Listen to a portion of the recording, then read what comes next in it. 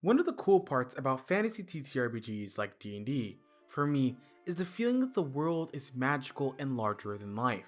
That the journeys our characters take are around every corner.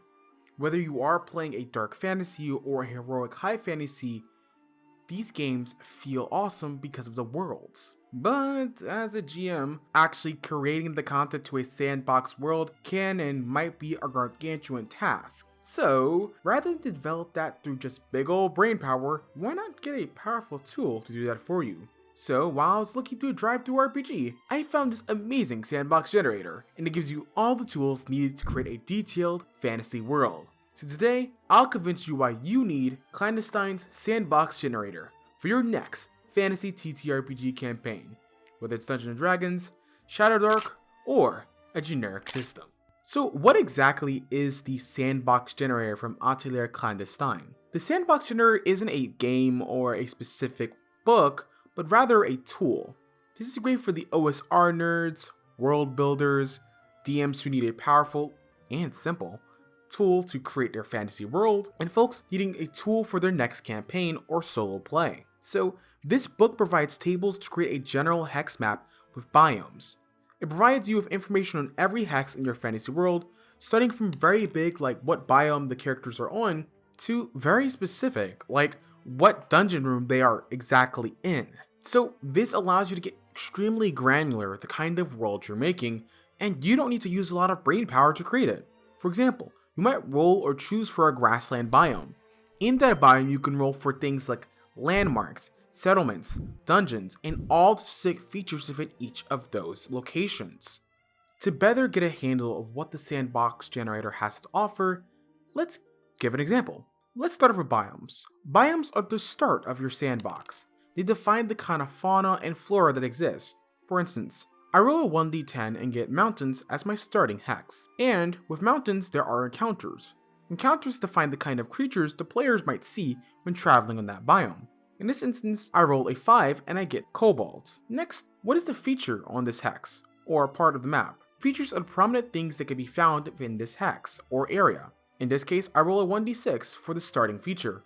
I got a settlement. Settlements have their own sections as well, with specifics for name generation, as well as special tables for hamlets, villages, and cities. In this case, I chose a castle at the center of the hex, and I rolled for its name and called it Castle Goldmoor. And here's the cool thing. Castles have specific features like defensive features, event tables, and disposition to the party, to name a few.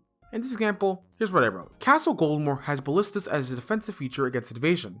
This is because of a recent assassination. Next are factions. Factions are groups that exist within hexes. They usually don't interact or exist in dungeons, but that is dependent on your campaign. Factions give life to your world and conflict. You can create a few factions competing to cause drama and give players something to encounter when exploring. Example, there's a faction in the royal family of Moor, and their want is to expand their power outwards. And this is just one example. To get a better idea, let me put all of this information together. Castle Goldmoor sits in the mountains at the center of Kingdom Valtion. Outside of the city, there are kobold strongholds housed. However, the castle is heavily defended by ballistas, in part because of a recent assassination against a member of the royal family of Moor. I have a pretty clear area mapped out, and that is only scratching the surface. I could have been way more specific. In fact, the book has several examples of that are super detailed, as shown here. So you can leave it to the dice to decide what the world map looks like rather than thinking specifically on everything yourself. You can also change whatever the heck you want. You are not beholden to any role. You can give places details you want, but this tool streamlines your creative process but overwhelming you with a lot of information. You don't need to create a hex map. Some people might not care to draw out or write out a hex map. I certainly don't. So an alternative is create a table with what you rolled, which is what I did, or generate an online hex map and input what you created. The tools here apply regardless of their use. What matters is that these tables give enough information to facilitate all sorts of encounters no matter where or what the players go and do. As the book states, if something generated does not feel right, feel free to ignore or modify it, to reroll or to choose a more suitable option. This book is first and foremost a guide and a compilation of ideas to generate a sandbox. For instance, in the generator sections of the book, they have a page on criminal organization, dragons, coat of arms, towers, and wizards to name a few. What if you're not playing a high magic campaign? You can and should ignore anything related to the wizard section, but can totally focus on the criminal organization section if that's something you want. On that note, let me also discuss some weaknesses about this generator. I think the faction section is heavily underutilized in my opinion. And I think here's some cool things to include in the faction section if you really want to expand on that. A want section, a what or who is their leader, tables on the settlement's general impression of the faction, the initiation process for the faction, or a table for structure of leadership. This could expand so much of what factions could look like for that particular biome, and would be really cool to see how they interact and fight for political power in your campaign. However, the book does have a section on coats of arms, so creating a symbol for the faction, especially if they are of nobility, will be pretty easy, so take that into account.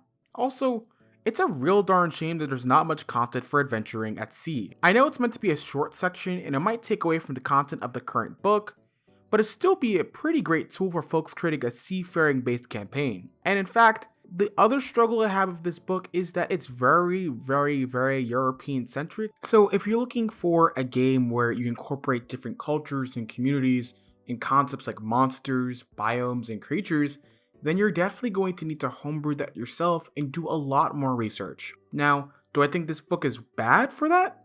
No, but it's one of the things that they can improve on for their next edition or next possible Sandbox generator. But despite their weaknesses in this Sandbox generator, I think this tool is amazing. This book has a considerable amount of content for only around 150 pages, and I only discussed biomes and settlements, as well as specific landmarks. I didn't discuss in that much detail layers and dungeons and all the generation tables they have. This book comes out around to $12 on DriveThruRPG, and they're supporting an indie developer. Most of all, you can skim and read this book at your leisure because this is a toolbox. So overall, I think this is worth the purchase because you're going to get a lot of utility if you run any fantasy TTRPG and you need to create a world. So I highly recommend checking out the link down below in the description box. But what do you think? Do you think this Sandbox generator seems useful? Or do you have another tool that might fit your needs? Let me know down below in the comments section. But one thing I know is that players can always be a bit of a hassle for GMs whenever they run a Sandbox game or not. As such, players and GMs alike should be aware of these 5 red flags on the player side of things. And if you enjoyed this video, feel free to like and subscribe, and also be sure to check out my Patreon, Ko-fi, and Twitter if you want to support me in some shape, way, or form. I'm your average everyday queer host, Blurry Disposition. Hope y'all have an awesome day. Ciao.